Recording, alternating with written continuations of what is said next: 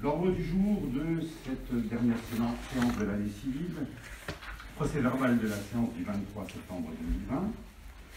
Ce sera le point numéro 1. Le point numéro 2, aménagement de sécurité et demande de subvention. Point numéro 3, renforcement des accotements rue de Guélin et réfection du chemin menant à la prairie à Digan. 4, agrandissement du parking rue de Thionville avec achat d'un terrain. Achat de distributeurs de sacs à déjection canine avec poubelle. Adhésion au projet FUSAE. CCB3F, mutualisation des services, convention constitutive. Et enfin le point numéro 8, demande de réfection des routes départementales en agglomération. Un certain nombre de documents vous ont été joints à cette convocation. Je pense que c'est bien, ça permet déjà de préparer le conseil, de voir quels ont été aussi des sujets qui ont été débattus depuis la dernière fois, notamment par l'intermédiaire d'une commission des travaux qui s'est tenue en octobre. Mais avant de passer au détail, il y a évidemment le point numéro 1, procès verbal de la séance du 23 septembre 2020. Je passe au courrier si vous voulez faire une intervention. Oui, vas-y. Tant que le cahier circule, moi je ne... On ne signera pas ce compte rendu.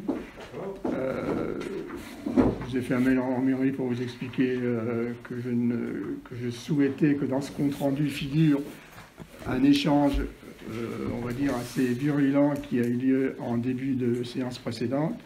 Alors, cet échange, certes, ne fait pas l'objet d'une délibération, ça n'a rien d'officiel par rapport à la commune peut-être, mais c'est néanmoins absolument représentatif de ce qui se passe dans ce conseil, de l'âme de ce conseil. Pour moi, je suis assez attaché à cette notion d'âme d'un conseil.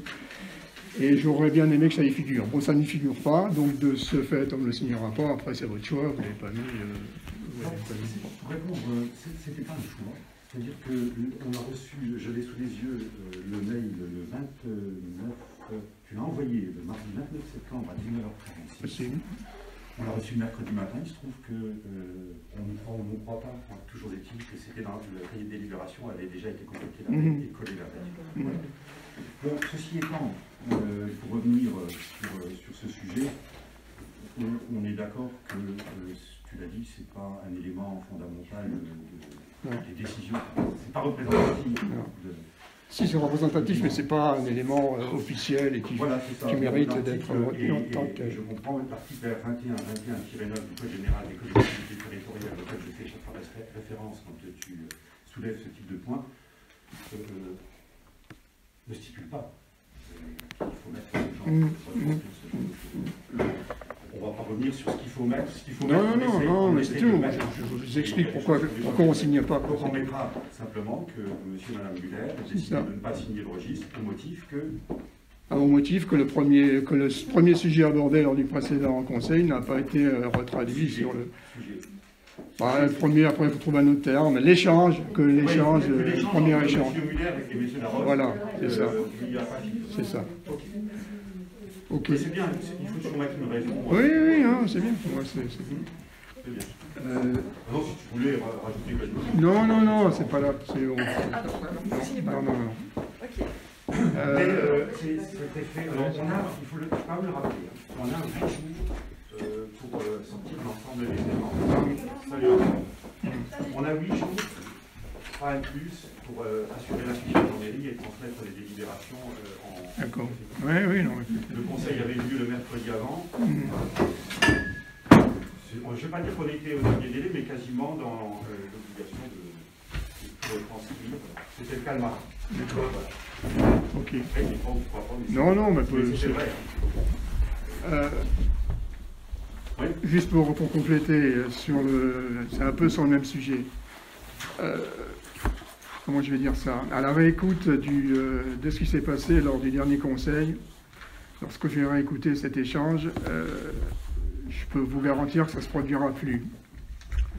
Ça ne se produira plus, mais pour une simple et bonne raison, c'est que je refuse dorénavant tout débat, tout échange avec la personne avec laquelle j'ai échangé ce jour-là. Pour moi, à partir de maintenant, il pourra faire ce qu'il veut et aborder avec moi n'importe quel sujet, il n'y aura plus aucune réponse. Il peut vociférer, il peut crier, il peut me prendre à partie, il peut même être gentil. Dans tous les cas, moi, je ne réagirai plus. Donc, quoi qu'il arrive, quoi qu'il advienne, pour moi, cette personne n'existe plus dans ce conseil, et donc je ne répondrai plus à aucune invective et à aucun sujet émanant de cette personne. Donc voilà, c'est tout. Je me suis fait piéger, enfin, je me suis fait piéger. Je suis monté dans une barque qui a atteint un niveau qui fait froid dans le dos. C'était juste ridicule, c'était juste lamentable. Donc dorénavant, ça se fera sans moi. Voilà. En bonne note. Et si je peux me permettre, alors après je vais pas les, j'ai encore un ou deux petits points. Le suivant, je vais reprendre quand même, je vais essayer d'être objectif. Hein. Ce qui a été dit lors du précédent conseil, on m'a fait remarquer que sur la dématérialisation, j'avais eu tort et qu'un texte avait été voté au Sénat. Donc c'est absolument faux, le texte n'a jamais été voté au Sénat, mais néanmoins, il y a une question écrite, c'est un principe, hein, les questions écrites des sénateurs au gouvernement, c'est ça qui s'est passé. Et effectivement, il y a une question écrite d'un sénateur au gouvernement qui demandait si la convocation au Conseil devait se faire de manière dématérialisée, et si ça s'appliquait en Moselle et en Alsace. Il se trouve qu'effectivement, le droit local contredit l'article auquel j'avais fait référence. Alors c'est subtil, pour moi c'est incompréhensible, mais c'est vrai. Alors dans 97% des départements, ce que j'ai dit est vrai. Ça n'est pas ici, donc dont acte. Effectivement, la convocation au Conseil n'était pas invalide comme je l'ai souligné. Mais néanmoins, bon, ça va aller dans le bon sens, c'est-à-dire que cette dématérialisation, on va y venir, et c'est tout à fait évident. Mais néanmoins, dont acte sur cette partie-là. Et sur un autre en particulier auquel personne n'a encore fait référence ici, c'est celui, par exemple, dans les communes de plus de 1000 habitants, ce qui est vrai dans 97% des cas, mais pas en Alsace-Moselle, c'est celui du règlement intérieur. Règlement intérieur, oui. Néanmoins, rien ne nous interdit un jour d'envisager. Alors le problème du règlement intérieur, évidemment, je me suis posé la question lorsque j'ai lu les textes. C'était sans avoir la réponse du sénateur en question. Je trouve que ça rigidifie le débat. Ça peut permettre peut-être de donner l'impression de donner davantage la parole aux uns et aux autres. Mais mon esprit, c'est de donner la parole à tout le monde. De ne pas la verrouiller en disant l'opposition a droit à 2 minutes et la majorité c'est pas davantage, eu égard aux effectifs.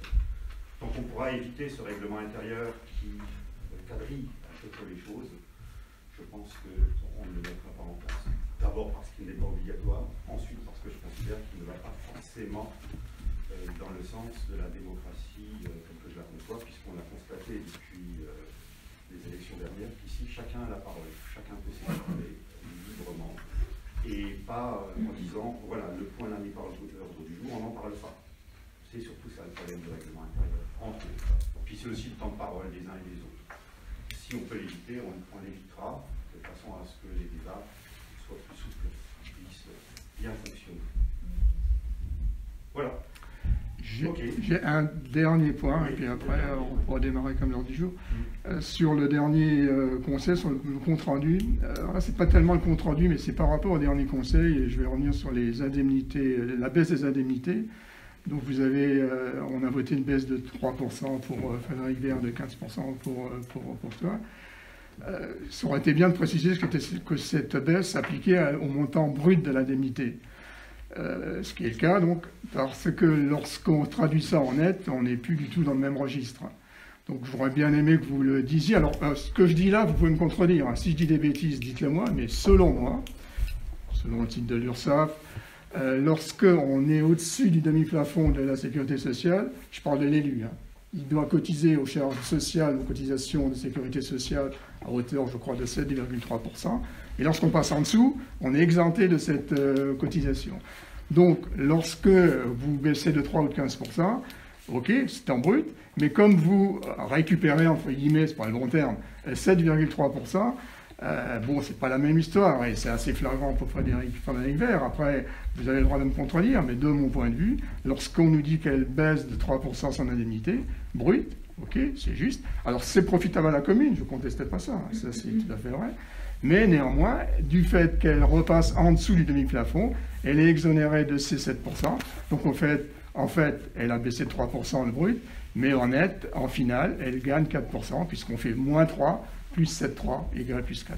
Donc voilà. C'est intéressant. Pardon? C'est pas la part de la personne ouais, qui est intéressante. Là, c'est un peu polémique, ce sujet. Oui, je comprends bien. Non, c'est pas polémique. Je pense qu'il fallait... Parce que là, moi, j'avais pas compris ça. Je suis sûr qu'ici, tout le monde était comme moi. Enfin, je parle pour vous, je ne devrais sûrement pas. Moi, j'avais compris que vous baissiez votre indemnité de 3% en net, point. Alors qu'en fait, là, c'est pas le cas. Il se trouve que là, le fait de baisser de 3% en brut, finalement, ça fait plus 4 en net. Donc, c'est pas du tout pareil. Alors, effectivement, pour la commune, je suis d'accord, l'impact est le même. Mais, comme ça a été présenté, d'ailleurs, même, bon, tout le monde a applaudi parce que Frédéric, par exemple, je ne peux pas faire une fixation sur elle, faisait un geste. Oui, elle fait un geste pour la commune, c'est profitable à la commune, c'est clair, mais le geste lui est aussi profitable à elle, et ce n'était pas un sacrifice qu'elle faisait, comme je l'avais compris, moi. Et donc voilà, c'est tout. Je voulais juste repréciser ça, c'est juste pour que les choses soient... pour avoir une information complète. Vous avez le droit de me contredire, mais je pense quand même que ce que je dis est vrai. Comment? Ce qui intéresse la communauté, c'est ce que... Oui, on est d'accord, mais je l'ai bien dit, effectivement, ça ne remet pas en cause du tout, mais c'est juste pour que l'information soit complète, c'est tout. Après, je ne vais pas employer des mots excessifs, c'est pas... Je veux juste être sûr d'avoir bien compris, effectivement, c'est donc bien comme ça. Bon, voilà, c'est tout, j'arrêterai là, et je pense qu'on peut démarrer les points suivants. Monsieur le maire, une seconde, s'il vous plaît. J'aimerais bien répondre un tout petit peu à ce que M. Muller a fait allusion. Jamais j'ai pensé une minute lui tendre un piège, un traquenard, comme il vient de l'indiquer. Je suis là pour débattre des choses et pour faire avancer la commune.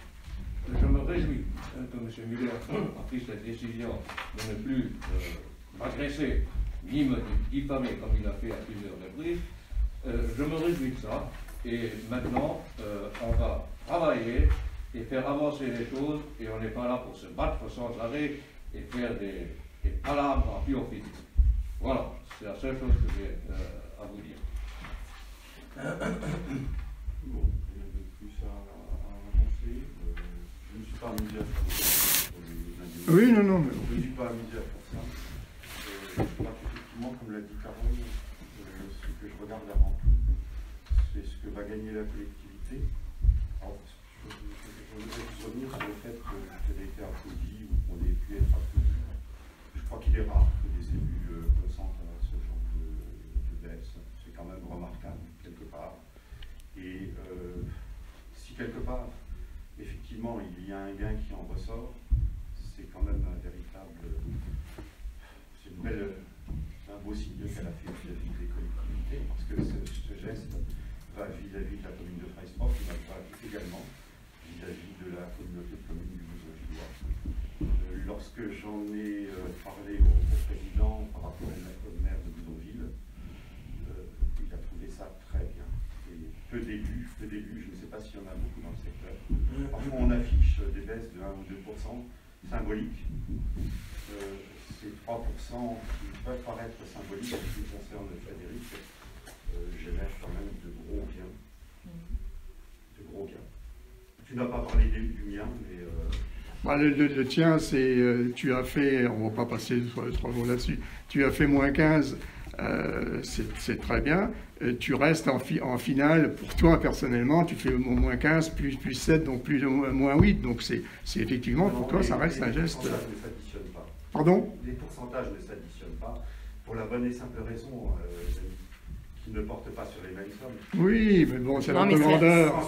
C'est l'ordre. Tu prends 15% de oui, 2000 et 7% bien sûr. de 1700, oui. tu ne peux pas les additionner. Oui, tu mets la caméra en place, on ne va pas rentrer dans une querelle. Non, je ne crois pas. Mais on est bien d'accord. Moi, je dis juste... On ne peut pas additionner des pourcentages qui ne portent pas, et ce n'est pas le problème qui parle. C'est juste pour être complet dans l'information, c'est tout, c'est tout. Ne dis pas moins 15, plus 7, ça fait moins 8. C'est faux et archi faux. Non, c'est pas archi faux, c'est un ordre de grandeur qui est vrai.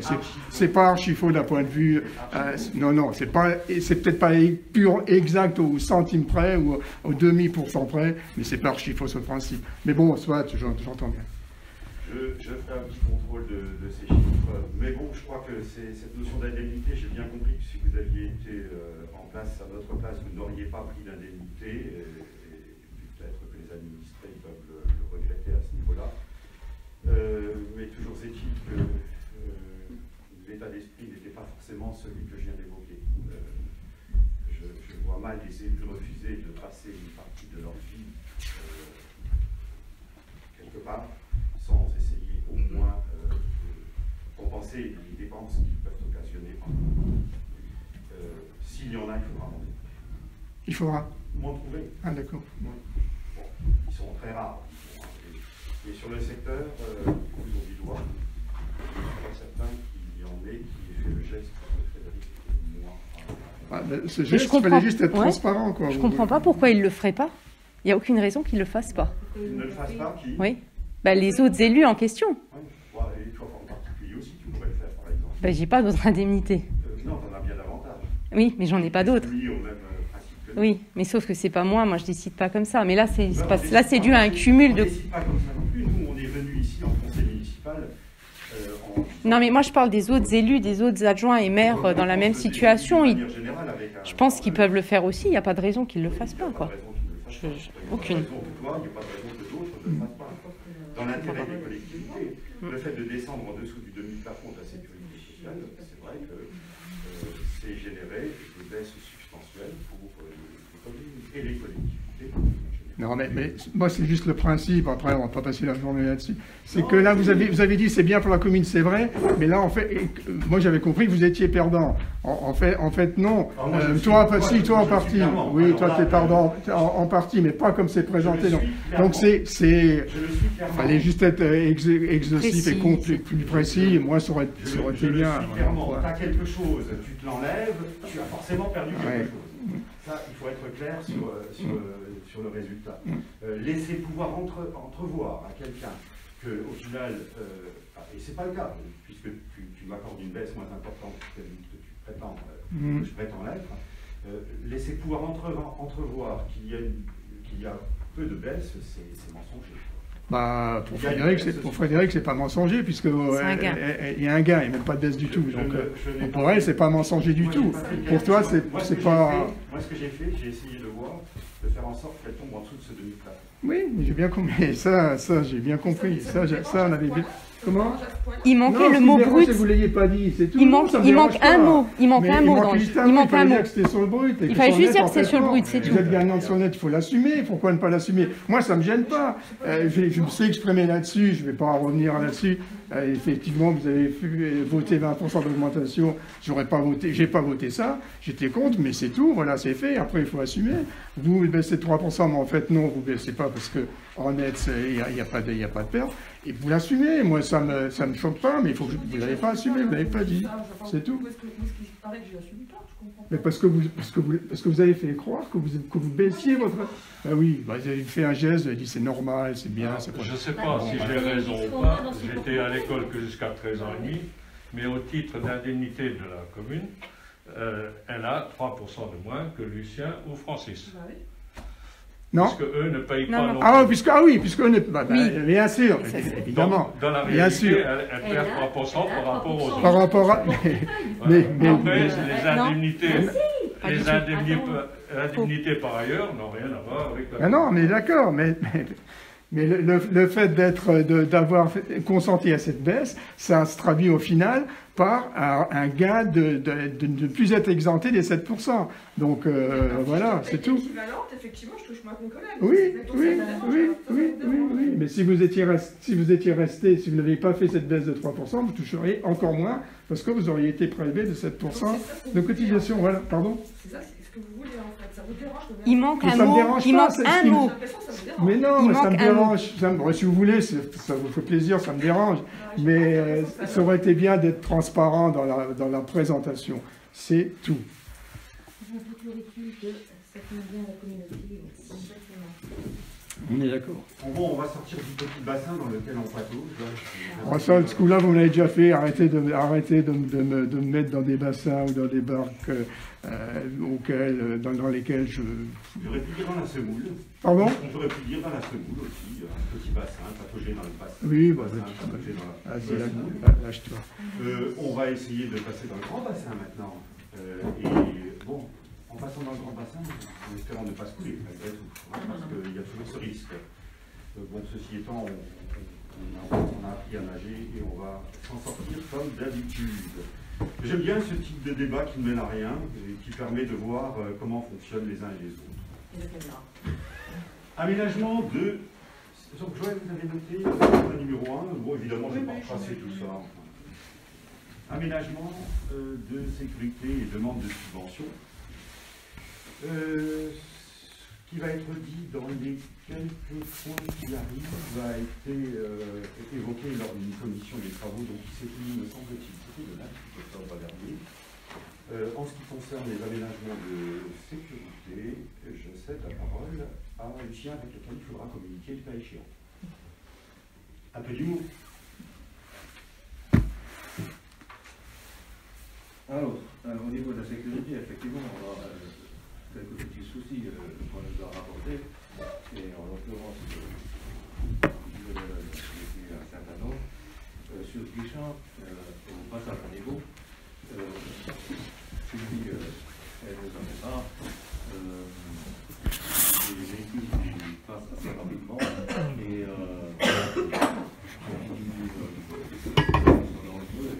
très vite, et qui font des slalom là-haut. Donc, on va mettre un marquage au sol et on va mettre les zones contre avant le passage à niveau. Tout le secteur-là sera donc en France.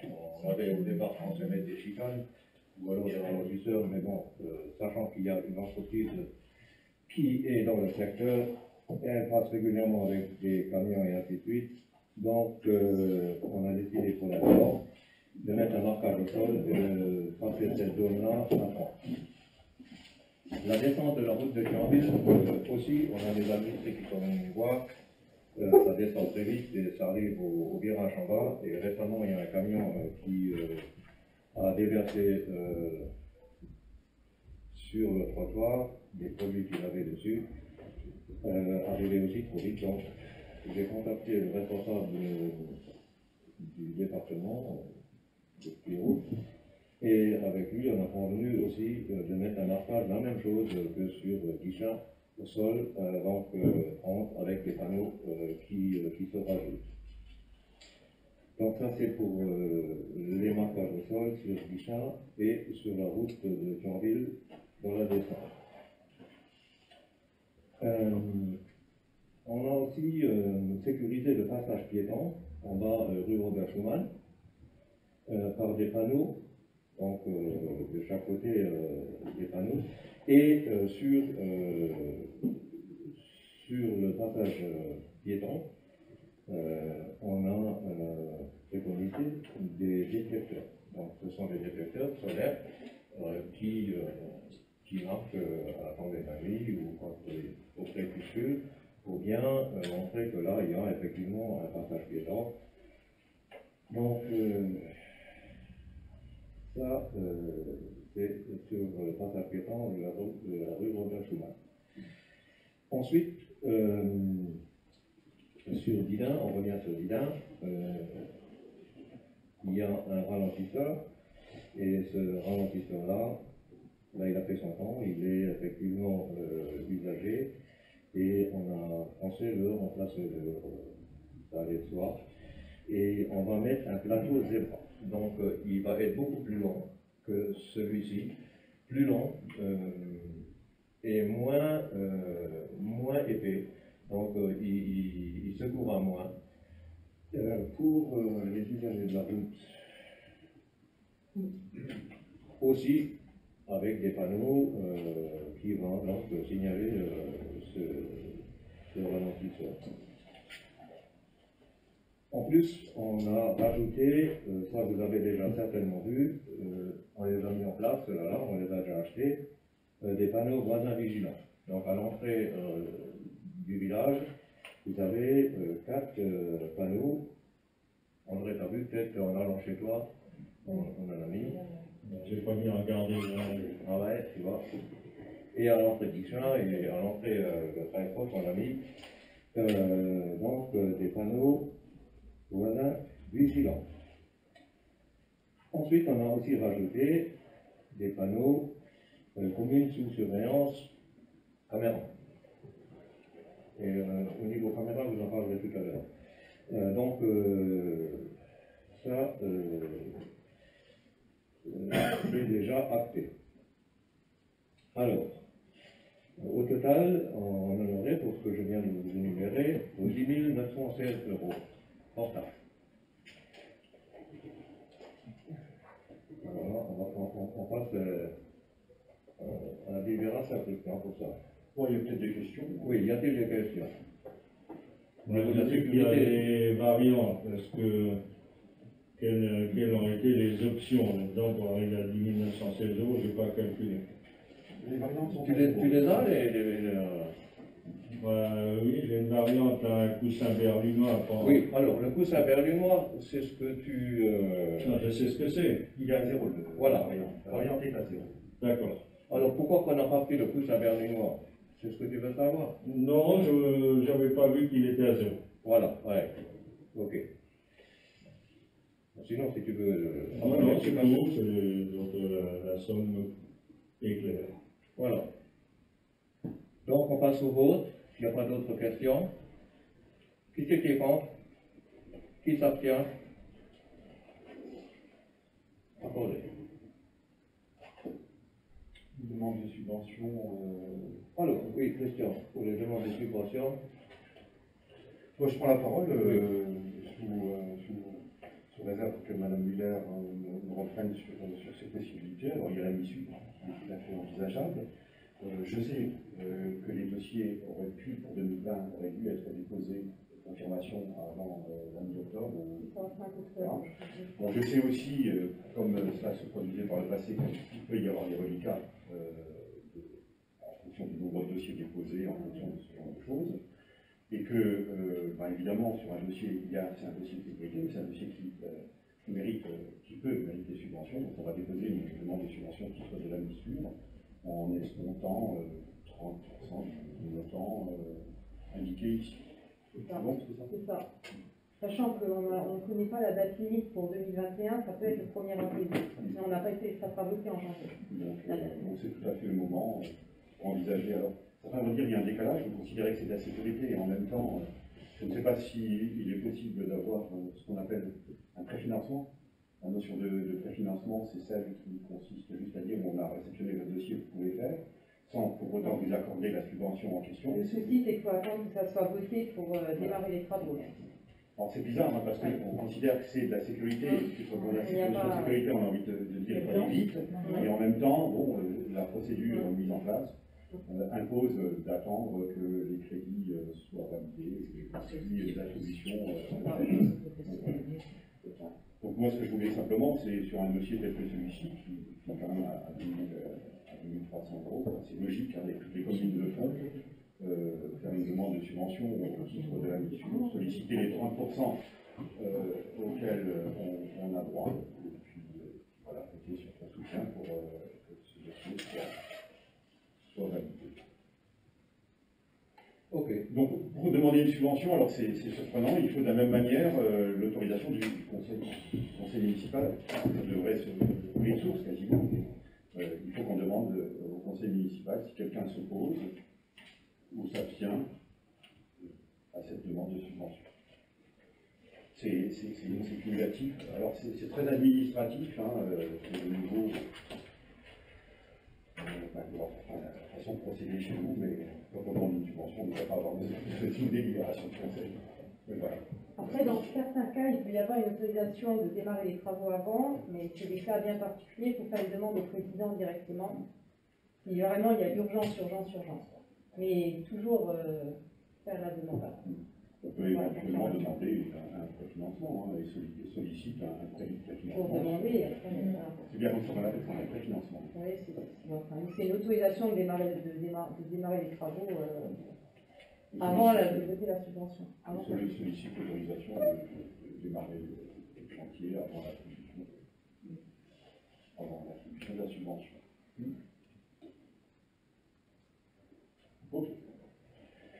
Bien. C'est encore. Ouais, Lucien, tu me gardes la parole, ça concerne les annexes. On parle du renforcement des accotements route de Guélin et de la réfection du chemin nous menant à la prairie, deux problèmes de sécurité, mais qui apparemment ne rentrent pas dans le cadre de la LUCAP. Mais j'aurais encore juste une question pour information. Alors, vas-y. Oui. Alors, pour information, vous connaissez tous le petit passage de la rue Robert Schumann qui part vers le lotissement. On appelle le Gessen. Le Gessen, voilà.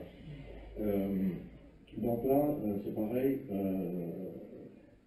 on a effectivement commandé quatre projecteurs. Ce sont des lampadaires solaires à capteur de mouvement crépusculaire. Parce que c'est vrai que quand le crépuscule, les gens ils passent là, il fait nuit, et ce sont donc des capteurs qui se mettent en route quand on arrive sous un angle, se mettent en route. Donc là, on a effectivement, on en a commandé 4 et on va les mettre à l'essai. Parce que ce coin-là, il est un peu délaissé et c'est vrai que par mesure de sécurité, ça serait bien si on pouvait trouver une solution pour éclairer ce passage. Donc on en a commandé 4 et on les mettra en place et on verra ce que ça donne. Oui, il faut peut-être préciser le coût. C'est peut-être 128 € pièce, me semble. Oui, alors les 4, ça nous revient TTC, on a 680 €. Il me semble que c'était 128 € de mémoire. Voilà.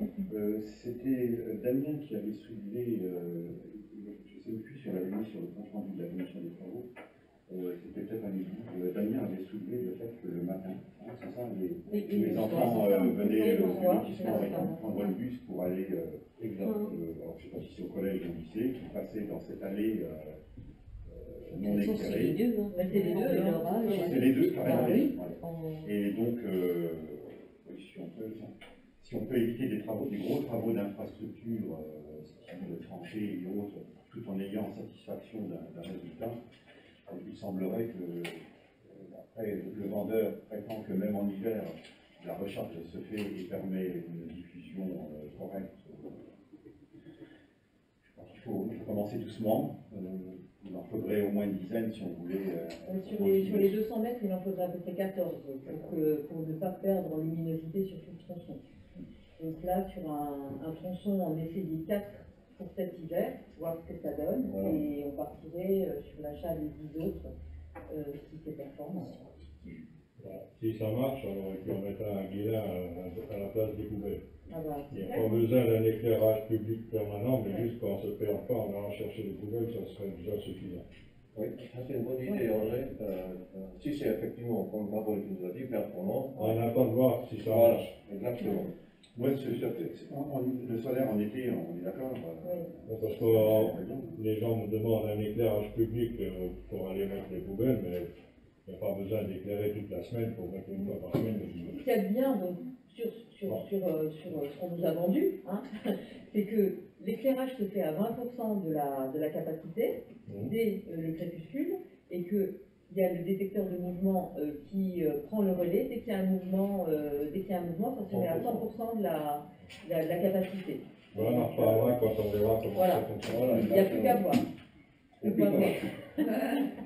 Bon, alors, encore pour information aussi, donc là, on a demandé un devis pour des caméras pour les 4 entrées du village.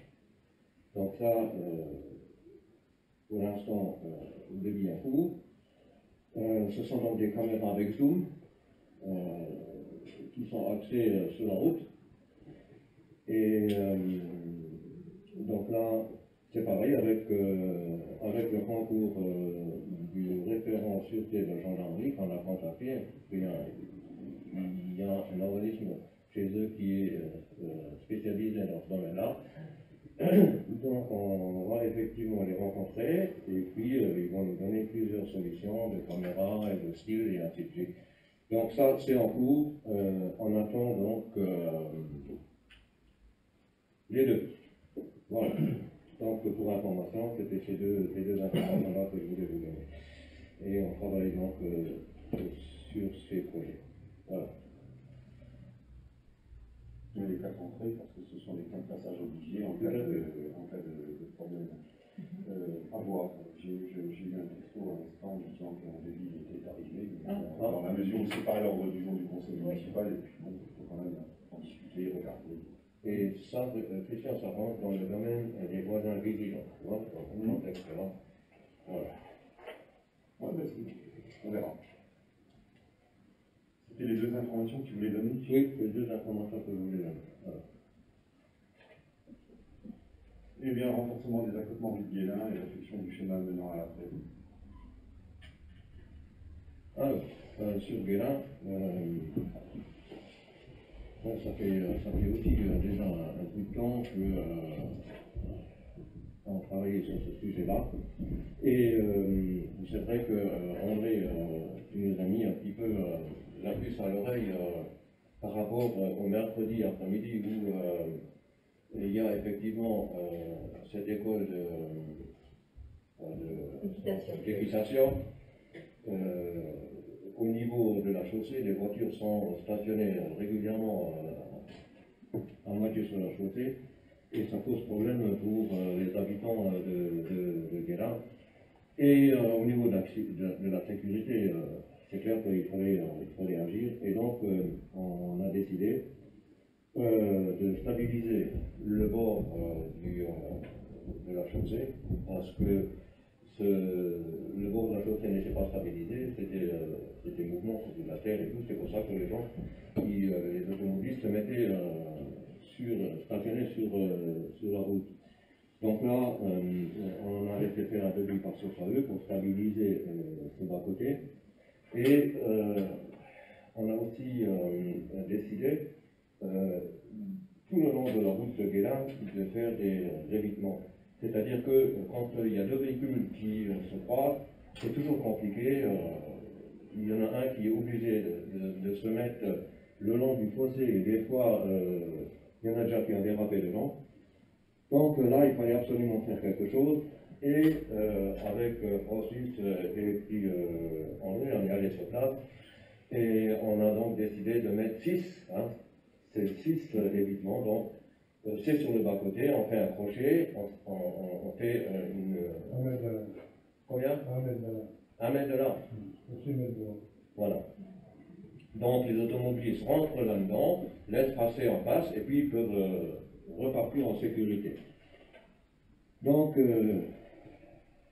pour ces travaux-là, on a sauf à eux, on a un devis de 5 515 €. Pour ça. En même temps, on a sur Guélin, on a le chemin qui rentre à la prairie. Comment il s'appelle ce chemin? Ouais. Donc là c'est pareil, ce chemin-là il est complètement dégradé par le temps. Et surtout, il a pris une claque lors des inondations précédentes, lorsqu'il y avait des inondations à Guélin. C'est vrai qu'on en a même moins en moins, et heureusement. Je pense qu'en Guélin, on a fait ce qu'il fallait avec le syndicat d'assainissement à l'époque. Mais ça peut encore arriver, voilà. Et donc on a décidé de refaire ce chemin-là parce que il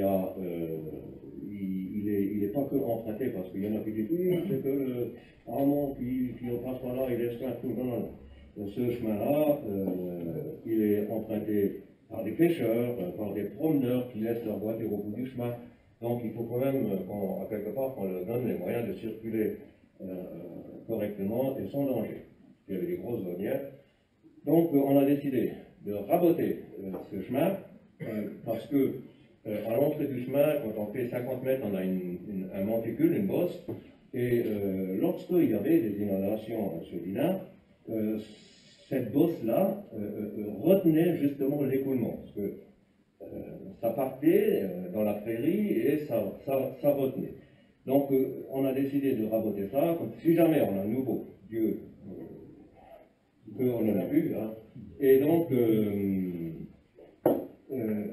jusqu'au bout du parc Armand, on va donc reprofiler ce chemin, on va remettre de la crasse dessus, 20 cm d'épais, et donc ces travaux-là, ils nous reviennent. En cas d'inondation, puisqu'il s'agit de l'été, j'imagine compacté, oui, en cas d'inondation, est-ce qu'il y a des risques que ce qu'on fait là risque de soit remué par l'eau Il n'y a jamais de courant à cet endroit-là. Non, il n'y a pas de courant, et quand ça passe, c'est comme on le dit, il n'y a pas de courant, ça part, il n'y a pas une force derrière. En plus, ce que je voulais vous dire aussi, c'est qu'on va en profiter pour reprofiler le fossé. Hein, parce que là, par endroit, il est complètement bouché. Donc on va en profiter pour justement, pour que l'écoulement se fasse le long, on va reprofiler le fossé. Et voilà. À ce sujet-là, j'aimerais aussi rajouter que, puisqu'on est candidat, on a donc fait venir, c'était Bormann qui était auparavant, qui nous faisait les bouches d'égout, et malheureusement il a fait faillite, on a pris une autre entreprise. C'est facile à faire faillite, il est sur d'autres. Il est sur d'autres, il n'a pas pu répondre. D'accord. Donc on est passé par le biais de la communauté des communes, là. Voilà. Et donc on a fait venir une autre entreprise qui nous a fait des bouches d'égout, et on s'est rendu compte que à Dida, cette entreprise-là nous a informé qu'il y avait un petit tronçon de canalisation qui était bouché. Eh bien, ils ont mis les moyens pour reprendre ce tronçon-là. Ils ont complètement aspiré la boue qu'il y avait dedans. Francis était avec, tu peux en dire deux mots. Dans Dida, à côté du public, il y a toujours un bassin de détention, l'eau qui reste bloquée, elle va passer. Et à cette partie-là, il y avait un égout, un échappatoire, si tu veux. Le tuyau était à peu près 20 mètres de long, qui était entièrement bouché. Ils ont passé une bûche dedans, ils l'ont entièrement débouché, puis ils ont cassé plus de problème. Ça, c'est là. C'est vrai, c'est très bien, mais bon, ça peut. Après, c'est pas. Ça paraît simple pour un problème qui me paraissait extrêmement complexe, mais c'est bien. Le problème, quand tu vas résolu, je suis maintenant. Je suis allé. Il y a un peu de l'année qui monte. Je suis allé voir plusieurs fois au printemps. Et en fait, l'inondation qu'on a eue ce printemps, c'était dû à un embâcle qu'il y avait au barrage de l'Agnier à Maisonneuve. Et c'est pour ça que l'Agnier des prés étaient inondés comme avant le curage de l'Agnier qui a été fait il y a 20 ou 25 ans. Ce problème-là, il n'y a pas de fond, ce problème-là. Oui, mais il y avait un gros embâcle avec des gros arbres, des peupliers, des saules qu'ils ont enlevés, et c'est pour ça que l'eau est montée dans la presque-là. Ça n'avait rien à voir avec l'assainissement des villages. Ça, effectivement, je peux le confirmer, André dit. Par le biais de février, là. Oui, par le biais du syndicat Lanier, j'étais aussi sur place, effectivement, il y a eu des peupliers qui étaient coupés plus haut, qui sont partis, qui se sont mis entre, et qui ont, au niveau du barrage, complètement obstrué le barrage. L'eau n'a pas pu s'écouler, donc elle a monté. C'est ce qui a fait que Lanier a débordé à cet endroit-là. L'effet était complètement plein et ça n'avait rien à voir avec l'assainissement dans l'île. Donc il faut savoir que, ça il faut aussi savoir qu'au niveau de l'inondation d'Ida, mais on ne va pas en revenir dessus, et je pense qu'il y a d'autres sujets qui sont derrière, qu'il faut aborder. Contre l'inondation et la montée de l'Agnier, on n'y peut rien. Là, on pourra faire ce que vous voulez. Ça a été déjà depuis des années et des années comme ça. On a curé l'Agnier, on a tout fait, mais quand il y a des grosses inondations, malheureusement, on dit là, c'est le point plus bas. Et chaque fois, ça sera malheureusement inondé. Bon, pour revenir donc à ces travaux-là. Quand ça inonde, il faut toujours ouvrir le regard sur le chemin. Oui, il y en a deux à ouvrir. Le truc, il va revenir sur le regard, c'est pas où. On est les mêmes pour faire une aspiration d'air. Oui, il y a deux tampons, oui, un chez toi et un de l'autre côté. Oui, des fois, c'est la fin ou pas, il y a tout plus grand ou. Mais parce que. C'est plus équipement, tu vois. Une fois quand on l'ouvre, ça va mieux en fait. Oui, mais bon, ça part un peu plus vite. On va dire comme ça, ça part un peu plus vite. Parce qu'on a une aspiration d'air qui se fait, mais il faut quand même savoir que le syndicat d'assainissement, en Mont, a fait quand même de gros travaux celui-là. Je ne dis pas, mais il reste un petit problème là. Est-ce qu'il est possible que, tu vois, quelque chose. Au fond du village, et puis je sais, on avait donc ces aides là qui repartaient, qui empêchaient effectivement, qui faisaient bouchon. Donc au niveau du syndicat d'assainissement, on a tiré une grosse conduite en direct à partir de chez Marcel Gébert. On a rattrapé donc tout ça, on est parti à Bié et on est parti en direct vers la Bié. Ça nous a énormément aidé. Ça, il faut être conscient de ça. Après, c'est vrai que l'histoire de s'ouvrir le truc, ça s'écoule un peu plus vite, mais bon, c'est... Je crois que ça vient du clapet anti-refoulement qui est dans le biais du moulin. Il n'y est plus. Il n'y est plus? Non. Non, et sur la nouvelle conduite, on n'en a plus mis. Non. On dirait plus, on est Ce qui est certain, c'est que l'écoulement se fait dans la nuit, que lorsque la nuit est haute, à un moment donné, un bouchon se crée. Bon, alors, sur ces travaux prévus sur le chemin, là, on en a pour 6 302 €.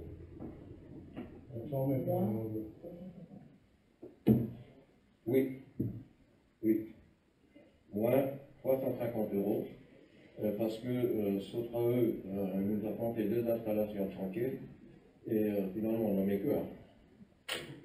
Et donc c'est un gain de 350 €. Donc 6502 moins 350 €. Voilà. Donc on va passer bien entendu au vote. Alors pour 5515, c'est donc les travaux qu'on a prévus sur le renforcement des accotements sur Villain. Et donc sur Villain, 6000 moins 350. Voilà. Alors, qui c'est qui est contre? Qui s'abstient? Donc, adopter à l'unité. Voilà. Merci Lucien, on passe au point numéro 4. Le numéro 4, c'est l'achat éventuel d'un terrain ou de profil. Alors, nous avons été contactés par la propriétaire de ce terrain, qui est Mme Schubert-Véronique, qui vient de faire l'acquisition d'une maison de Thionville et qui en même temps a vu le terrain qui a fait l'objet du document que je vous ai distribué. Enfin, je vous l'ai envoyé. Alors, Schubert-Véronique est venue nous voir en disant, écoutez, bon, après, voilà, je viens de faire l'acquisition, est-ce que ça pourrait intéresser la mairie? Cette parcelle se situe entre le local médical et son garage, qui se trouve sur la parcelle 86. Alors, son garage, évidemment, elle souhaite le conserver, mais ne souhaite pas, pour des questions d'entretien et autres qui lui sont propres, elle ne souhaite pas conserver ce qui est entouré de rouge, c'est-à-dire la parcelle 87, dont je peux vous dire qu'elle fait exactement 1 arbre 09, et souhaiterait également vendre ce qui longe son garage et que j'ai eu du mal à estimer. J'ai mis en gros 30 mètres carrés. Alors vous allez me dire, mais la commune, qu'est-ce qu'elle peut en faire? Sachez déjà que la commune est propriétaire d'un chemin qui longe la propriété du local dentaire et son terrain.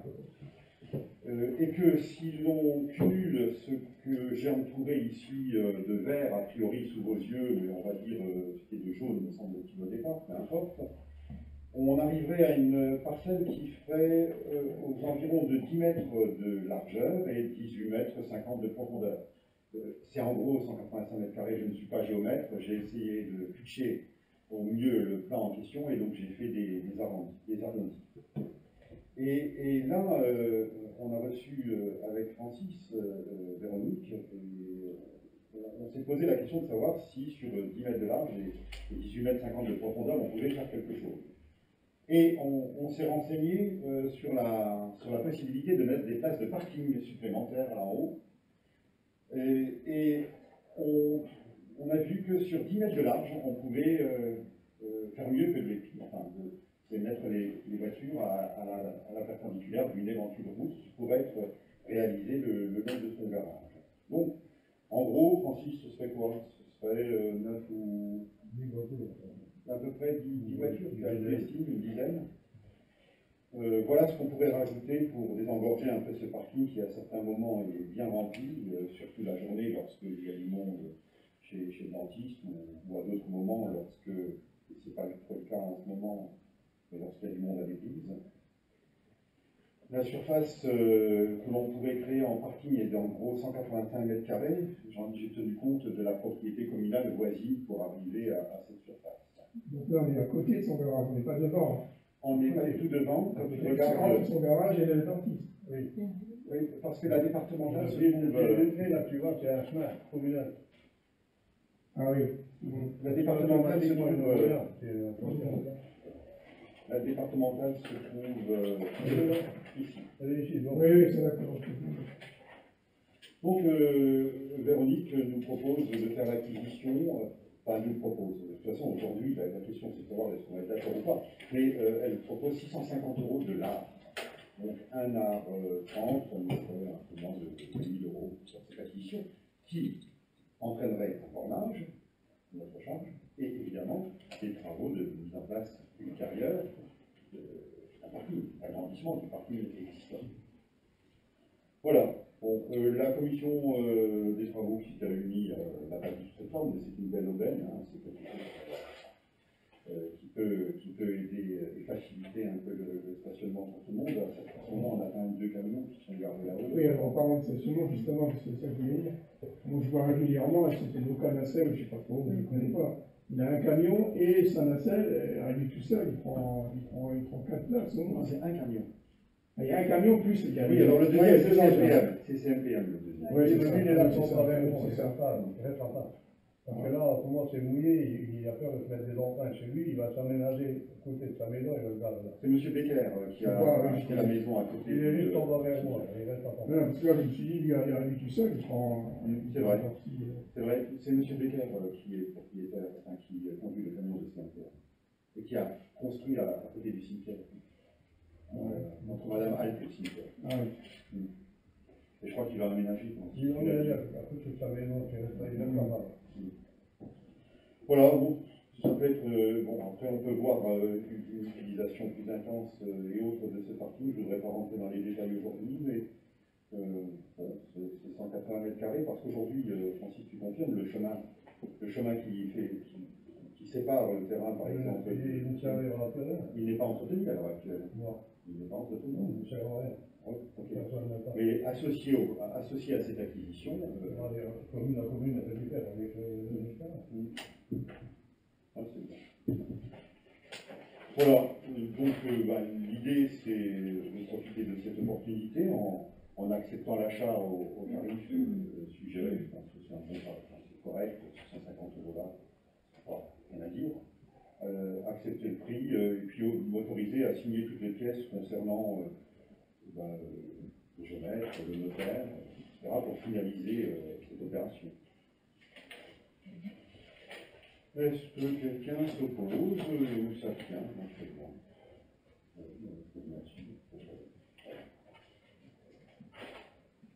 Le point numéro 5, alors j'ai plus l'ordre du temps sous les yeux. C'est l'achat de distributeurs de sacs à déjection canine et c'est Carole qui va prendre la parole. Oui, on avait émis la possibilité de mettre en place des camisettes, on va appeler ça comme ça, hein, c'est pas officiel comme nom. À savoir, on s'est rendu compte aussi pendant le premier confinement qu'il y avait pas mal de gens qui avaient pris des petits chiens.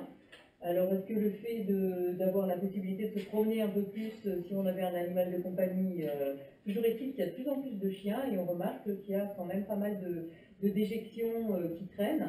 Donc, on est dans un village vert, donc il y a beaucoup d'endroits où les gens peuvent aller faire déposer leurs chiens ailleurs, mais certains coins comme le centre-village, l'entrée du lotissement et un petit peu plus loin la sortie, on se rend compte qu'il y a quand même pas mal de déchets qui restent.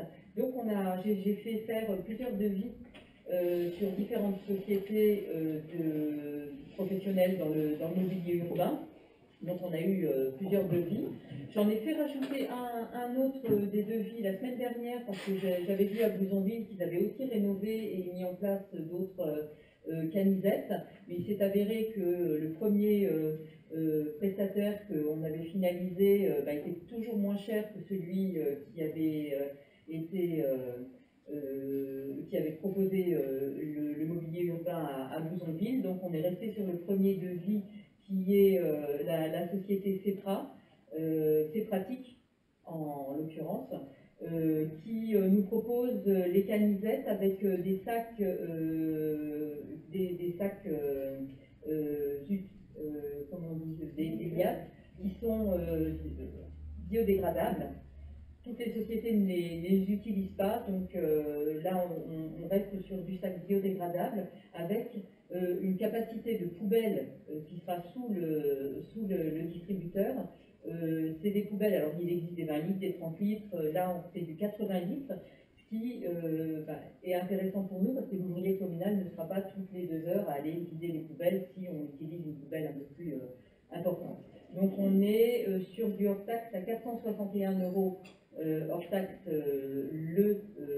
l'ensemble, c'est-à-dire le distributeur, le poteau et la poubelle.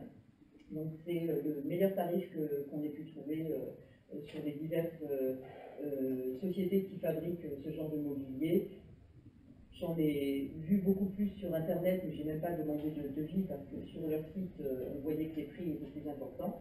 Donc là, on attend décision. J'ai encore vu la personne ce matin au téléphone, elle attendait notre conseil municipal de ce soir pour voir si on partait. Et on pourrait, à ce moment-là, si on donne tout de suite l'accord, on pourrait partir sur une installation avant la fin d'année.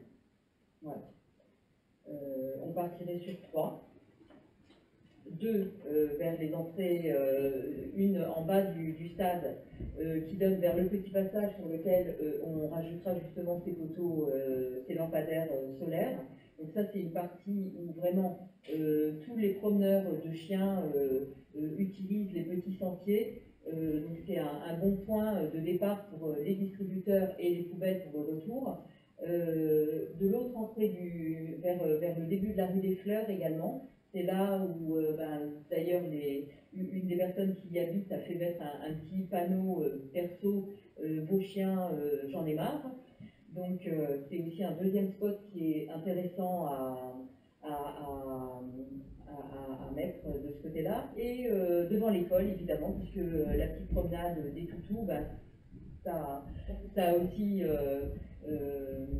son importance sur le côté centre-village, donc à l'entrée du parking de l'école, dans ce point-ci, ce serait pas mal d'y intégrer également ce distributeur et poubelle. Voilà, donc je laisse au vote cette proposition. C'était pause comprise? Pardon? C'était l'installation comprise? Non, ils fournissent le matériel, mais l'installation, c'est à nous de faire. C'est un potelet de 6 cm de diamètre, je pense, à peu près. Et il y a des cerclages et toute l'installation. Les poubelles, alors on en a vu pas mal aussi qui étaient en poubelle plastique. Là, c'est de la poubelle en acier inoxydable, couleur vert sapin, qui, je pense, est le plus intéressant sur notre village. Comme on a déjà les petites chicanes et tout ça qui sont dans le même verre, ça dénoterait moins. On a derrière une messe au rue de la Forêt, parce que moi je vois beaucoup de gens quand même qui font la boucle avec des chiens, qui passent rue de la Fontaine, qui descendent rue de la Forêt, rue de Messe. Oui. Rien n'empêche les gens qui sont rue de la Forêt de venir récupérer au distributeur qui sera près de l'école pour les prochaines fois. Et penser, bon, ils font pas que la rue de la Forêt. Après, si ça marche bien, si tout le monde joue le jeu, pourquoi ne pas en mettre d'autres? On avait fait d'abord un devis pour 5, et puis on s'est dit que 5 sur un petit village, bien qu'il soit très très étendu, parce qu'on avait pensé aussi Boudin-Guichin en mettre un près de l'arrêt de bus. C'est pour ça qu'on avait placé au départ un devis sur 5, mais bon, on va déjà voir avec 3 comment ça se passe. Est-ce que les gens vont jouer le jeu? Parce que le tout, c'est pas d'avoir du mobilier urbain, c'est d'utiliser, de ne pas le dégrader, ça va être encore un autre sujet. Donc, on partirait sur 3, et après, effectivement, en mettre un sur Didin, en mettre un sur le plus haut rue Saint-Étienne, effectivement, pourquoi pas. Le tout, c'est que les gens soient informés qu'il en existe, à eux eh ben, de faire un tour, une boucle, d'adapter peut-être la boucle sur les distributeurs, et puis à un moment ou à un autre, pourquoi ne pas rajouter les 2 autres, hein. Ça, c'est comme pour les lampadaires, on teste, voilà, tout à fait.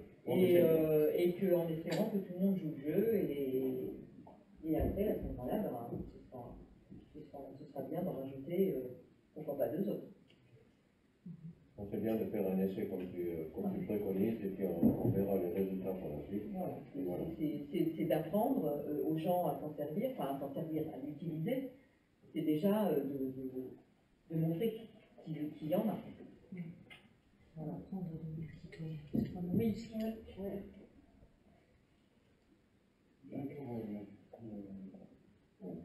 Voilà. Tu me rappelles le montant C'était 461 hors taxe, donc ça faisait 1383 hors taxe, les 3. Donc ici qui est bon. Alors, juste une petite précision, on nous fournit des cartons de 2500 sacs réutilisables, j'allais dire, biodégradables.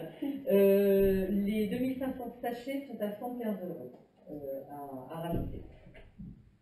Combien de sachets? 2500. Très bien. Ça fait beaucoup pour les déjections canines, mais très peu pour les gens qui les volent. Il y a un système de butée comme ça qui oblige à tirer un à un. Voilà. Il y a déjà cette sécurité. Après, les imbéciles, il y en a partout. Parce qu'à Bouzonville, il y avait le problème. Les ouvriers communaux mettaient des sacs le matin, le soir, ils n'avaient plus. C'était aussi avec une bouteille, je sais pas. Je sais que c'est ma femme qui vendait des sacs chez CRE, c'est pour ça que eux, ils étaient contents. Mais bon, ils avaient ce problème de vol de sachets. Il les ramenait à Madame Remy à Bouzonville. S'il y a un système qui ça va. Parce que pour moi, les gens, ils prennent par 10 et puis ça va. Non, il y a un petit loquet, justement, bon, c'est breveté, mais bon, on verra à l'usage. Hein. Voilà. Alors, qui est oui, qui est pour l'achat de 3 canivettes? Qui s'abstient? Qui est contre ou qui s'abstient? Voilà. Qui est pour? Carole, c'est pas du tout ce qu'on a dit, je crois que tu nous informes juste de la commande pour la communauté d'un défibrillateur. Oui, absolument. On en a parlé, et alors le jour même, Christian avait eu, c'était Joël en mairie, on a eu un courrier de la communauté de communes comme quoi il lançait une proposition d'un défibrillateur au niveau de la Comcom, et donc on s'est bien évidemment inscrit comme commune intéressée. Nous, ce qui nous intéresserait de mettre, alors il y avait soit la possibilité d'en avoir un intérieur ou un extérieur, ou plusieurs. Donc nous on s'est positionné pour en prendre un extérieur.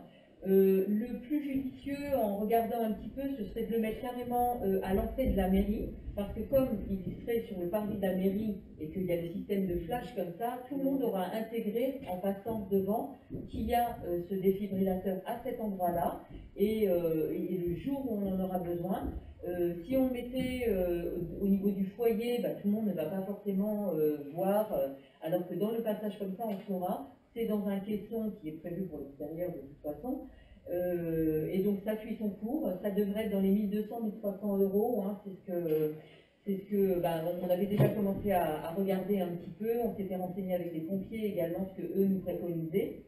Donc ça suit son cours et ça devrait prochainement, un projet qui verra prochainement le jour. Pour l'emplacement, je suis. Ah bon, pourquoi pas, mais moi je pense qu'au foyer, il aurait tout à fait sa place. Il y a quand même plus de passages. Oui, mais il y en a un chez les pompiers. Il y en a un chez les pompiers. À l'extérieur? Non, il est chez les pompiers. Oui, mais... Bah, généralement, quand il y a un déclenchement, ils sont déclenchés. Hein. Pardon? Généralement, quand il y a un souci, ils sont déclenchés en même temps, ceux du village. Hein. C'est Bouzonville et ceux du village qui sont déclenchés en même temps à chaque fois. Oui, mais logiquement, les anciens se réunissent dans il y la a salle. plus de passages. S'il y a quelqu'un tout de suite à côté, il réagit tout de suite, quoi. Par rapport aux pompiers qui vont mettre plus de temps à arriver. Mais bon, c'est pas. Alors, pour est-ce que c'est quelque chose qui est transportable? Oui, on va pas ramener la personne à l'aide. On peut pas mettre à chaque point stratégique du village, de toute façon. Ah non, on parle d'un coin, donc on parle on ne parle pas d'en mettre partout. C'était la visibilité avant tout qui, je pense, est intéressante là-dessus. Les anciens se réunissent aussi au café, là, le salon de thé, les anciens se réunissent un peu partout, voilà. Et le but, c'est que chacun sache qu'il y en ait un. Et que inconsciemment, on l'ait vu là. C'est vrai qu'on passe à Libreville, il est un peu perdu. Les pompiers sont les pompiers, on n'a pas accès. Voilà. Oui, c'est bien. Donc là, c'est sûr que tout le monde en voudrait un devant sa porte. Hein. Mais dans l'absolu, s'il est là, s'il est visible de tous et accessible à tous, c'est déjà une bonne avancée. Quoi. Bon, il y a des dossiers comme celui-là sur lesquels on se lance sans prendre de délibération. Oui, c'est ça. On donne mon avis, après vous pouvez... Et à chacun d'apprendre à s'en servir. Hein. Voilà, alors justement, pour apprendre à s'en servir, c'est surtout ça, c'est beau. Il y aura effectivement, une fois que le matériel sera donc ils ont fait 2 devis différents et c'est une des sociétés qui a été choisie. Ils vont mettre en place des réunions d'information, des formations pour les gens qui sont intéressés. On en avait parlé, nous, en amont avec les pompiers aussi, pour voir, en fonction du matériel, on aurait pu organiser aussi des réunions avec les pompiers. Après, on n'a pas... ils ont beaucoup de choses à faire aussi en ce moment, donc... voilà, c'est ça. Donc, du coup, pour le coup, avec la communauté de communes, on aura cette possibilité d'avoir cet apprentissage. Les schtroumpfs, ils les apprennent déjà au CES, au collège. C'est bien, c'est pas mal. Voilà, c'était une information, donc j'avais la parole. J'avais encore de la famille, alors hop. Voilà, non, mais c'est bien. Et puis comme on aime bien ta voix, on aime bien les voix féminines, le point numéro 6 va être présenté également, mais cette fois-ci par Frédéric, adhésion au projet Fusae. Oui, donc c'est un Pas projet celui qu'on comme a ça, reçu. Fusée. On a reçu donc un courrier du département. Donc le département de la Moselle s'est associé avec le ministère de l'Éducation nationale et de la jeunesse pour mettre en place Ariane 57. Donc c'est un espace numérique de travail dans les établissements scolaires du premier degré, donc dans les écoles primaires, qui est ouvert aux parents, aux enfants, aux enseignants, aux collectivités, et donc qui passe par l'outil informatique, l'outil numérique. Donc l'intérêt, effectivement, c'est que les écoles soient équipées le plus possible, en tout cas en matériel informatique, TBI, tablettes, on imagine tous les types de supports possibles. Et donc pour faciliter les projets éventuels que les communes voudraient mettre en place, le département propose d'adhérer à un groupement de commandes du programme Fusée, voilà. Et alors sur le coup, on s'était posé la question, comme on est déjà bien équipé au niveau des écoles sur Frestroff, on a des TBI, on a des ordinateurs, il y a des tablettes, etc. Mais le matériel vieillissant, comme dans tout, hein, donc on s'est dit ce serait intéressant effectivement d'adhérer à ce groupement de commandes. Voilà, sauf que pour adhérer, il faut effectivement que ça passe en délibération en mairie. Donc voilà. Et par contre, il y a juste 2 petites questions qu'on se posait, et peut-être que Katia pourra nous répondre. C'est est-ce que du coup, le fait d'adhérer au groupement de commandes, est-ce qu'on a quand même droit à une subvention de la part du département sur l'achat éventuellement de matériel? Et est-ce que du coup, cette subvention, est-ce qu'elle rentrera dans les 3 subventions auxquelles on a droit sur le... Non, donc il y a droit à une subvention et c'est en plus des 3 projets. En plus des 3 projets. Ça n'emplit pas. Combien à peu près? Je suis vous dire à peu Bah, près. alors, c'est pas dans les documents que tu as là, c'est selon le câblage, c'est 40%, j'ai pas les chiffres, c'est selon le pourcentage, il est selon le matériel. D'accord, ok. C'est dans un des documents qui a été envoyé, j'ai pas le détail. Hein. D'accord. Donc ça c'est déjà bien, comme ça on se réflexion qu'on se pose, c'est surtout ça. Est-ce qu'on pouvait... Donc voilà, il faut faire une délibération. Est-ce que vous êtes d'accord pour... Est-ce que vous vous opposez au fait d'adhérer? Est-ce que le choix du prestataire est fixé par le département ou est-ce qu'il peut être choisi par la commune? Je m'explique. Aujourd'hui, on travaille avec une société qui intervient régulièrement, on va dire, qui fait l'entretien et autres. Est-ce que, en adhérant à FUSAE, ça ne n'oblige pas à choisir une entreprise retenue par cette émanation du département? Donc ça ne sera pas le groupement de commandes, quoi, ça sera à côté. Ça ne sera pas par le groupement de commandes, du coup. Pas par le groupement de commandes. Ça sera à côté. Est-ce que, malgré tout, ça nous permet de... Est-ce qu'on aura la possibilité d'avoir une subvention en n'ayant pas... Je sais pas, je me renseignerai. Mais du coup, ça sera pas par... Est-ce que ça sera plus intéressant? Parce que l'intérêt du groupement de commandes, c'est que ça soit plus intéressant financièrement. L'histoire des groupements de commandes, c'est pas toujours vrai. Voilà, c'est à vérifier. Pas toujours, mais on en parlera parfois tout à l'heure au niveau de la communauté de communes. Lorsqu'on est une commune d'une taille moyenne avec un équipement, on va dire déjà relativement conséquent, le groupement de commandes, il favorise, et c'est bien la solidarité. Il faut qu'on joue la solidarité entre élus, mais bien souvent, les petites communes en profitent et les grandes par solidarité. Voilà. Moi, ce qui m'inquiète, ce qui m'intéresse surtout, c'est de savoir si on peut garder un prestataire. Je pose la question et je vous tiens au courant. Pour le suivi, pour l'entretien, pour le SAV, quoi. Après, pour l'achat, pourquoi pas. Oui, mais le problème, c'est que si tu achètes d'ailleurs celui... C'est vrai qu'actuellement, on se passe vraiment très bien avec eux. Ils sont réactifs, quoi. Dès qu'on a un souci, est-ce qu'il ne faudrait pas remonter vers la Comcom ou les départements pour recevoir une intervention, etc. Est-ce que ça ne va pas rallonger les délais d'intervention? C'est ça la question. Et à terme, les modifier les coûts. Vous savez, c'est comme quand on a le droit à une réduction d'impôt. Si on paye plus cher l'acquisition au départ, au final, ça ne va pas nous coûter davantage que si on l'avait fait sans la réduction d'impôt. À voir, mais bon, le fait d'adhérer, j'ai bien compris, ne nous engage en rien. D'ailleurs, c'est tellement vrai qu'on a fait, alors avant le conseil, mais ça, c'était une intention d'adhésion.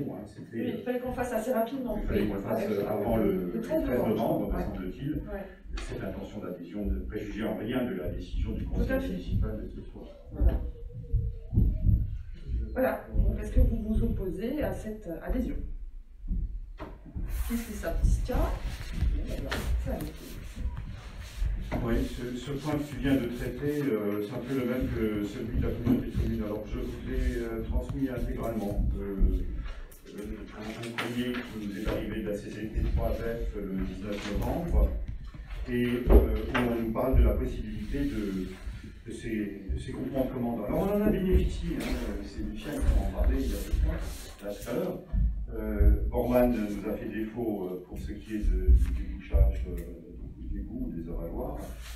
On a fait intervenir la société Sovax, qui elle avait un groupement de commande avec la communauté de communes. On a bénéficié des tarifs de la communauté de communes, juste pour expliquer qu'en passant à cette communauté de communes, et c'était ce que je voulais dire tout à l'heure, auparavant on payait 6,50 € le débouchage d'une bouche. Et on est passé à, me semble-t-il, 8,50 €. On paye 2 € de plus. Bon, ils nous ont résolu le problème, mais il fallait traiter avant l'hiver, c'était très important, avant les fortes pluies. Parfois, les groupements de commandes ne sont pas forcément intéressants. Alors, il se trouve que la communauté de communes propose des prestations qui peuvent servir à tout le monde. Je ne vais pas lire la liste que vous avez sous les yeux et que vous avez certainement pris par cœur. Moi, ce que je retiens simplement, que le groupement de commande ne constitue pas une obligation d'adhérer à chaque point proposé. En fonction de ses besoins, on sera déjà mis en place individuellement. Chaque commune pourra choisir ou non d'adhérer au marché proposé par la CCB 3F. Frédéric, en tant que vice-président, tu confirmes que ça ne nous engage en rien. Mais par contre, le jour où on en a besoin, on peut se retourner sans passer par le conseil municipal vers la communauté de communes pour dire voilà, dans tel ou tel domaine, on a besoin de vous. C'est ce que j'ai retenu. Donc on est même allé très loin, puisqu'on vous a distribué avec la convocation la délibération type qu'on nous a demandé de prendre ou pas. J'ai donné lecture du projet de convention, enfin je pense que vous ne le souhaitez pas, à moins que vous souhaitiez que je dise la totalité du projet. Le constitutif du groupement de commandes, c'est pour ça que je vous l'ai fait parvenir avant, parce que proposé par la communauté de communes, cette convention a pour objet de regrouper certaines prestations afin de pouvoir proposer des tarifs compétitifs pour des tâches d'entretien obligatoires qui incombent aux communes. Cette démarche est coordonnée par la CCB 3F, qui se chargera de définir les besoins des collectivités et des entreprises retenues. Je ne relis pas la phrase qui ne nous oblige en rien. Et suite à l'adoption de la convention type par le Conseil communautaire en date du 4 novembre dernier, il est proposé au Conseil municipal d'adhérer à ce groupement de commandes. Après en avoir délibéré, le Conseil municipal adopte cette proposition. Qui est contre, qui ne se prononce pas. Donc, le Conseil municipal à l'unanimité approuve ce groupement de commandes. Et puis, en fonction des besoins, Francis, par exemple, pour le sel de Bien-Échamps. On a ce qu'il faut encore. D'accord. Mais par exemple, ce genre de choses, bon, c'est vrai qu'au sud, ils proposent des conseillers, etc. Nous, on est une commune de taille moyenne, je crois la quatrième, on fait partie des 4 communes les plus importantes en population de la communauté de communes. Alors, c'est pas qu'on ne se sente pas du tout concerné, loin de là, mais c'est vrai qu'on a des services techniques qui nous permettent de. Pendant les domaines autonomes, on est autonome. On peut débrouiller nous-mêmes. Donc, je prends dans l'urgence, on n'est pas sûr. C'est pour des. Il y en a 242 des laveurs. Il faut compter à peu près 30-40 kilos. Histoire d'un laveur. Mais dans l'urgence, on peut contacter. Ça s'est fait là avec la SOVAT. La SOVAT nous a appliqué les tarifs de la Comcom. Bon, je crois qu'on a 246 à Valois. 242, 2 € de plus. Après, bon, on n'avait pas le choix. On n'avait pas le choix. On n'a pas de débat sur l'urgence. Mais c'est ça qui est bien, c'est qu'à certains moments, on peut dire voilà, j'ai besoin, on a des tarifs à vous proposer qui sont pas forcément, qui sont certainement meilleurs pour une petite commune, qui ne le sont pas forcément pour nous, mais qui nous permettent d'aller vite en cas de besoin. Oui, on a besoin. Le point numéro 8 demande de réflexion des routes départementales en agglomération. Ça c'est suite à une discussion qu'on a eue lors de la commission des travaux. Personne ne peut nier le fait que nos routes qui ont été, pour certaines, ordonnances, c'était en 2001-2002. Voilà, ça fait un bout de temps.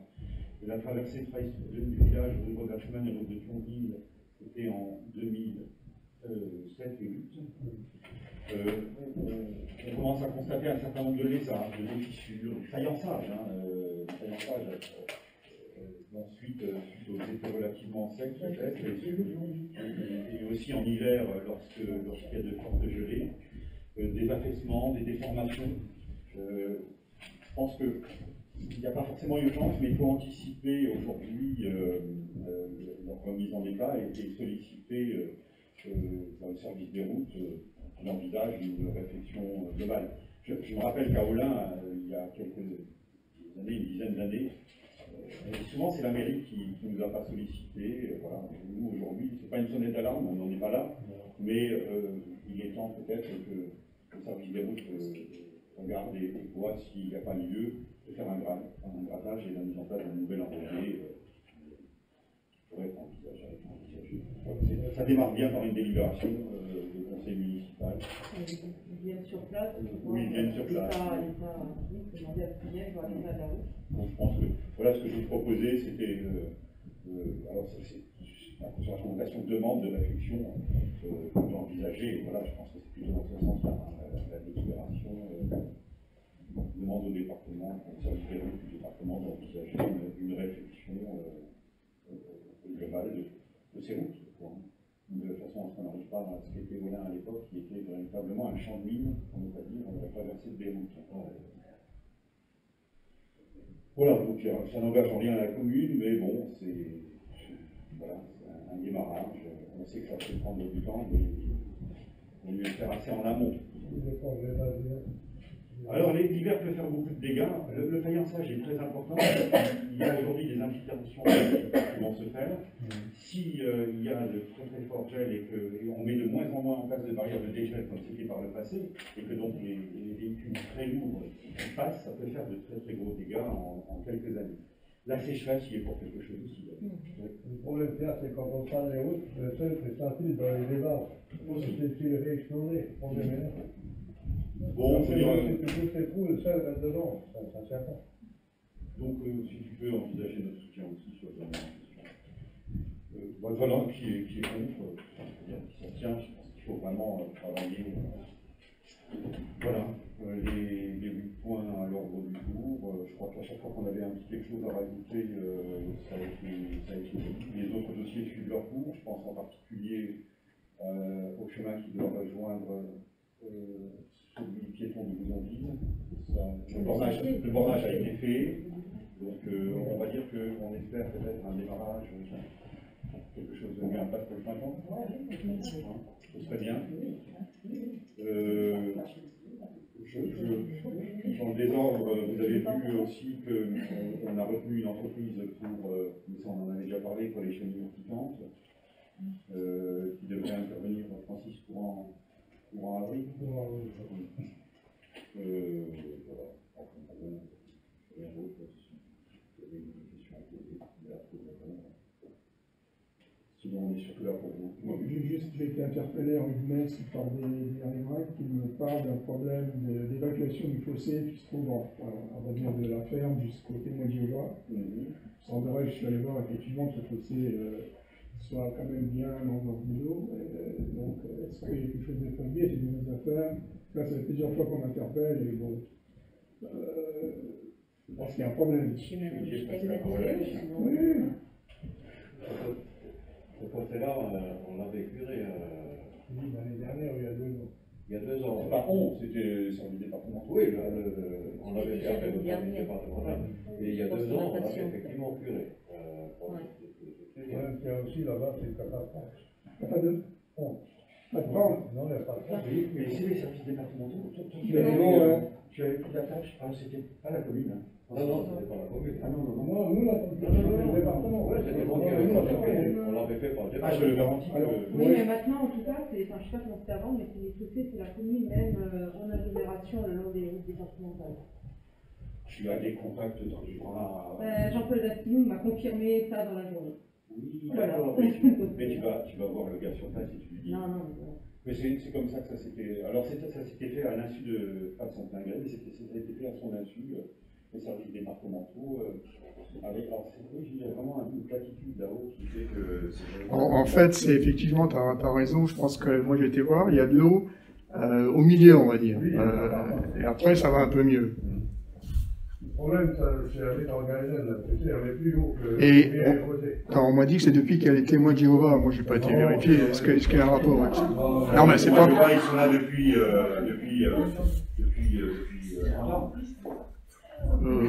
ouais, peut-être pas, mais bon, le problème existe peut-être depuis un moment aussi. En leur maison du royaume là-haut. C'était bien avant que je ne sois élu. Oui, c'était en. Ouais, je sais plus. Oui. Ah bon, c'est vrai. Mais le problème, il avait toujours existé, ce souci-là, sur cette partie-là.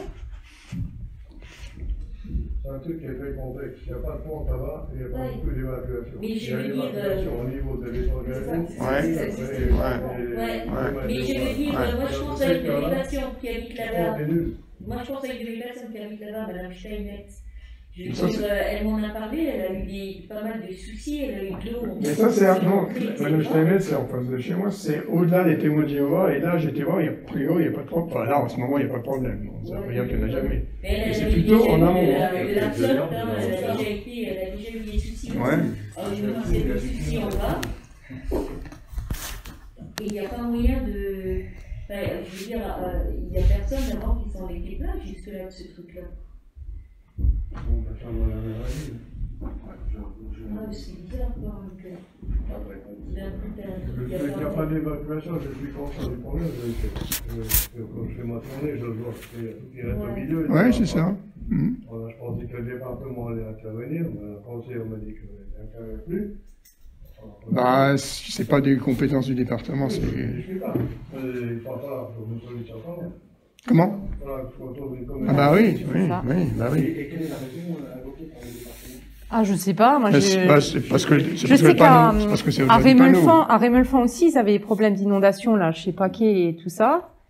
L'entretien des fossés, c'est la commune. C'était pour Rémeulfand aussi. À partir du panneau d'entrée de la commune. C'est ça qu'il faut dire. Je remonte à l'année 2001 ou 2002.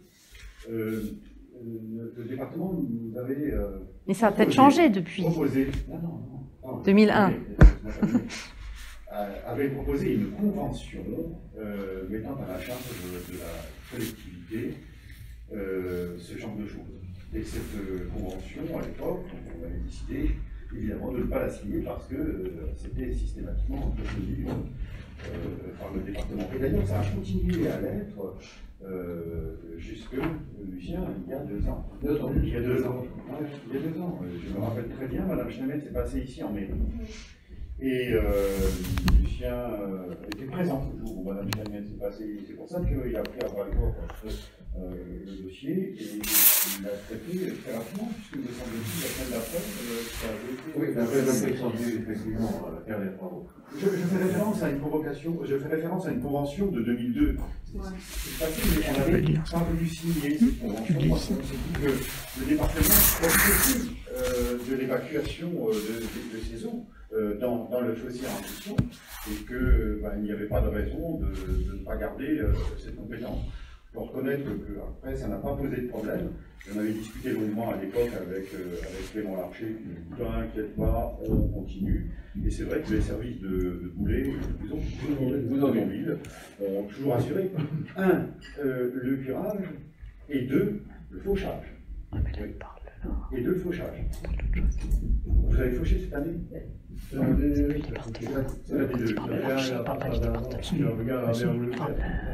C'est la DDE qui a fauché. Voilà les réponses que j'ai à l'heure actuelle. Si tu arrives à les solliciter pour qu'ils le fassent.